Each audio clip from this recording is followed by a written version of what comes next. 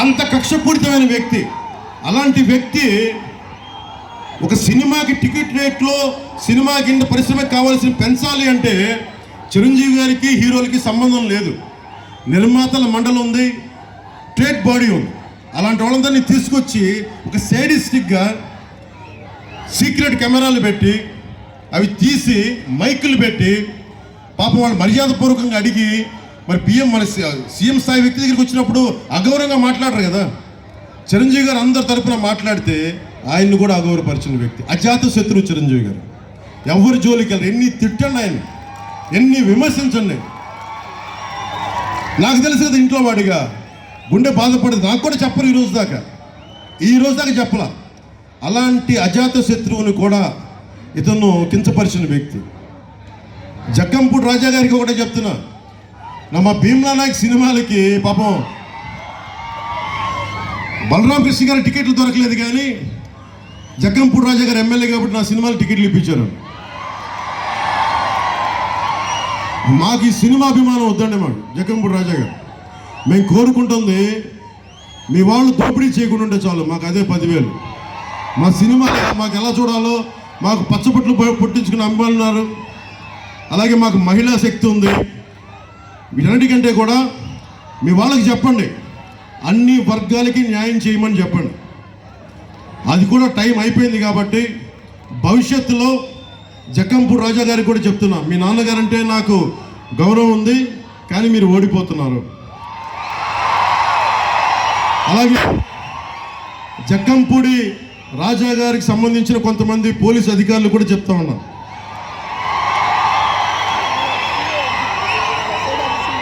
నాకు పోలీస్ శాఖ అంటే చాలా గౌరవం. నాకు జక్కంపూడి రాజా గారికి అండగా ఉండి జన సైనికుల్ని, తెలుగుదేశం కార్యకర్తల్ని, నాయకుల్ని, భారతీయ జనతా పార్టీ కార్యకర్తల్ని ఏడిపిస్తున్న పోలీస్ అధికారులకి నేను విన్నవించుకుంటా ఉన్నా, దయచేసి మీరు ఇలాంటి ఇబ్బందులు పాలు చేయకండి.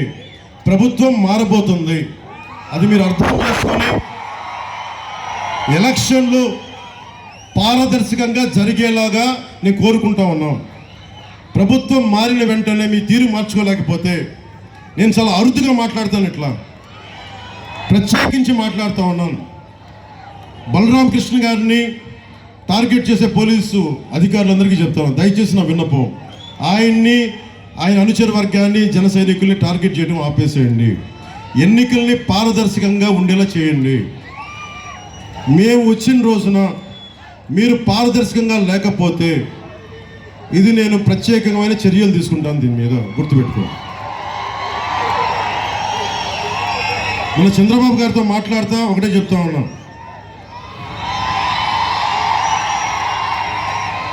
మీరు ప్రతి ఇంటికి వచ్చి కుల గణాంకాలు తీసుకుంటారు. మీది ఏ కులం అండి, మీరు బీసీనా, ఓసీనా, ఎస్సీ అయితే ఏ కేటగిరీ, బీసీ అయితే బీసీ ఏనా, బీనా, డీనా అడుగుతారు. నేను చంద్రబాబు గారు చెప్పాను ఒకటే, మన ప్రభుత్వం వచ్చిన రోజున వెంటనే చేయాల్సింది కుల గణాంకాలతో పాటు ప్రతిభ, సమర్థత, గణాంకాలు కావాలి. మీరు చప్పట్లు కొడతా ఉన్నారు, 2 చేతులు ఎత్తి పెడతా ఉన్నారు. నేను మీ దగ్గరికి చేయమడగాలి, మీ కులంతో పాటు నీకు ఏం చేయాలని ఉంది, నీ అభిరుచి ఏంటి, నీకు ఏది ఇష్టం కాదు, ఎలాంటి ప్రతిభ కావాలి, ఎలాంటి స్కిల్ డెవలప్మెంట్ కావాలి, నీకున్న బాధ ఏంటి, నీకున్న అభిరుచి ఏంటి, దానికి తగ్గట్టుగా స్కిల్ డెవలప్మెంట్ కావాలి. 2047కి భవిష్యత్తు మీదే. కానీ మీరు భవిష్యత్తు రేపొద్దున ఓటు వేసేటప్పుడు మీరు చాలా ఆలోచించే ఓటేయండి. నన్ను ఎందుకు చెప్తాను మీకు. దశాబ్దం మీరందరూ యువత, విద్యార్థులు, ఆడపడుచులు, యువతులు, ఓటమి అనేది మీ అందరికీ తెలుసు, పరీక్షలో ఫెయిల్ అవడం అనేది తెలుసు.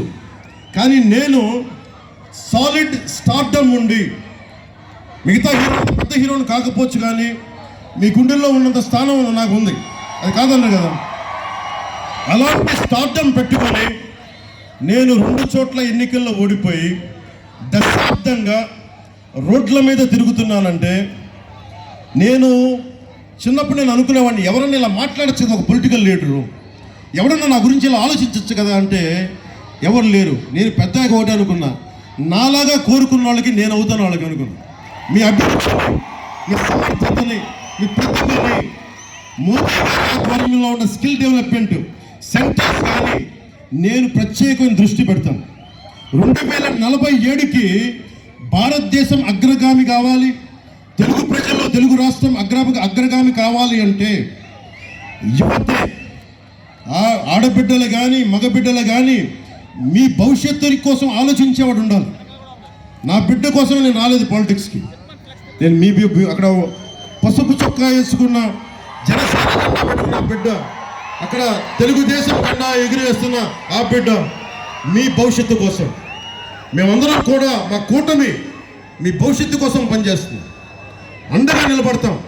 రైతాంగానికి కానీ, బీసీలకు కానీ, ఎస్సీ కులస్తులకు కానీ, మైనారిటీలకు కానీ అందరికీ కూడా మతానికి, జాతికి, ప్రాంతానికి అతీతంగా నేను మీకు అండగా నిలబడతాం. మేమందరం మేడం పురంధేశ్వరి గారు కానీ, బత్తుల బలరామకృష్ణ గారు కానీ, మన తెలుగుదేశం నాయకులు జవహర్ కానీ, చౌదరి గారు కానీ, భారతీయ జనతా పార్టీ నాయకులు కానీ మేమందరం కూడా, ఎందుకంటే ఒక వ్యవస్థను నడపాలంటే ఒక నాయకత్వపు సమూహం కావాలి.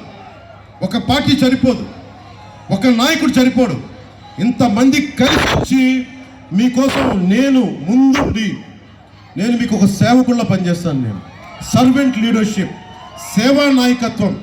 బత్తుల బలరామకృష్ణ గారు ఒకటే చెప్తున్నాను, మనం నాయకులం కాదు, మనం సేవకులం ప్రజలకి. మేము ఎందుకు ఎత్తి నిలబడుతున్నామంటే మీకు కనిపించడానికి, మీకంటే ఎక్కువని కాదు, మేమందరం మీకు కనిపించడానికి. గుండెల్లో పెట్టుకుంటాను, నేను మీకోసం పనిచేస్తాను.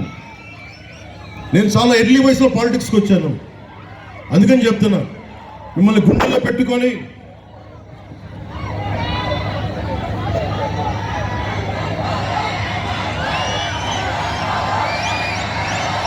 అలాగే నాకు మన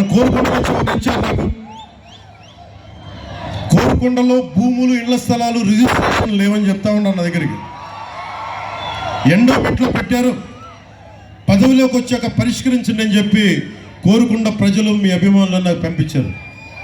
రాగానే ఎండోమెంట్స్ నుంచి దాన్ని ఫ్రీ చేసి మీ స్థలాలు మీకు ఇప్పించేస్తాం, మనస్ఫూర్తిగా చెప్తాం.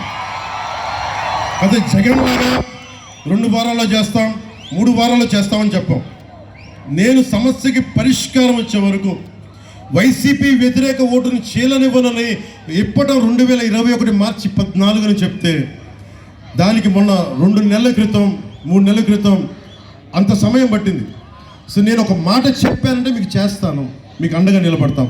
నేను అంతే, మా కూటమి అంతే, మొత్తం మా సభ్యులందరూ అంతే మనస్ఫూర్తిగా తెలియజేసుకుంటూ, అఖండ ప్రేమని, స్వాగతాన్ని ఇచ్చిన మీ అందరికీ ధన్యవాదాలు తెలుపుకుంటూ, మా కూటమిని చిన్న మెజారిటీతో కాదు, భారీ మెజారిటీతో గెలిపించాను, అదే కోరుకుంటాను.